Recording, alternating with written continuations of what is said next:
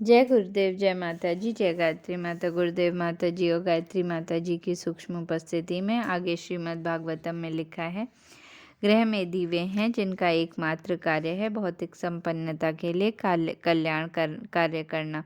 कभी कभी पाप कर्मों के कारण ऐसी भौतिक संपन्नता में बाधा पहुंचती है, क्योंकि भौतिक कर्तव्यों को पूरा करते समय अनजाने में भी भौतिकवादी से कहीं न कहीं पाप हो जाता है।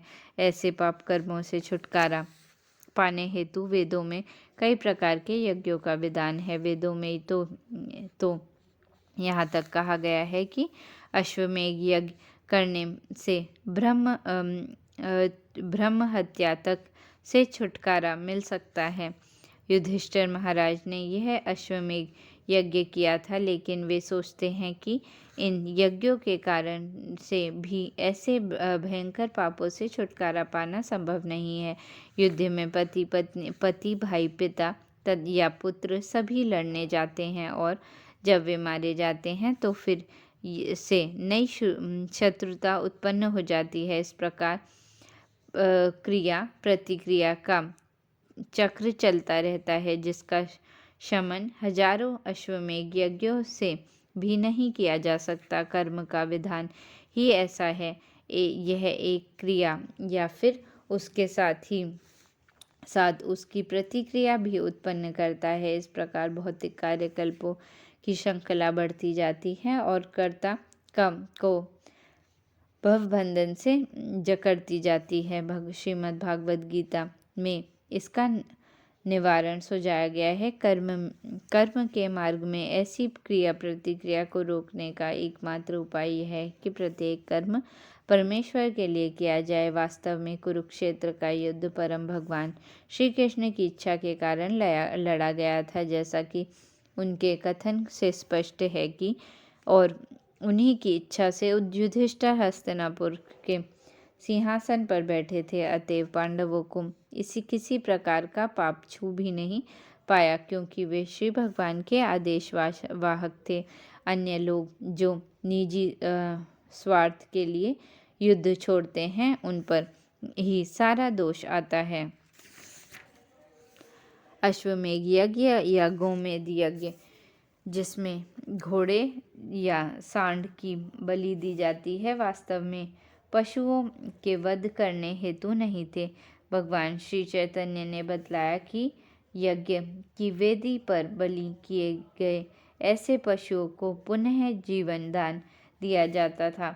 यह वेदों के मंत्रों की क्षमता का सिद्ध करने हेतु किया जाता था। निश्चित ही वेदों के मंत्रों का सही ढंग से पाठ करने पर यज्ञकर्ता पापों से मुक्त हो जाता है, लेकिन ऐसे यज्ञ यदि अनुपयुक्त विधि से अक्षम व्यक्तियों द्वारा किए जाते हैं तो वे पशु बलि के दोषी बनते हैं।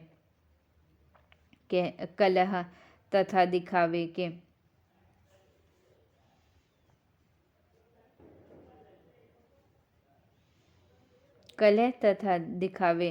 के इस युग में ठीक से यज्ञ संपन्न करवाना संभव नहीं है, क्योंकि ऐसा यज्ञ संपन्न कराने वाले दक्ष ब्राह्मणों का अभाव है। अतएव महाराज युधिष्ठिर कलयुग में यज्ञ संपन्न करने का संदेश देते हैं। कलयुग के लिए एकमात्र संतुष्ट यज्ञ हरिनाम यज्ञ है, जिसका सूत्रपात भगवान श्री चैतन्य महाप्रभु ने किया है। लेकिन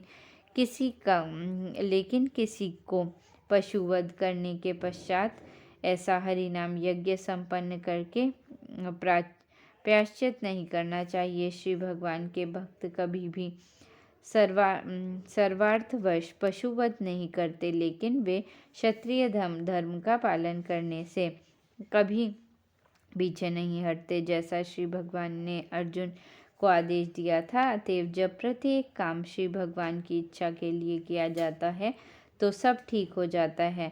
ऐसा करना भक्तों के लिए ही संभव है। इस प्रकार श्रीमद् भागवतम के प्रथम स्कंद के अंतर्गत महारानी कुंती द्वारा प्रार्थना तथा महाराज परीक्षित की रक्षा नामक 8वें अध्याय के भक्ति वेदांत तात्पर्य पूर्ण हुए। जय गुरुदेव, जय माता जी, जय गायत्री माता।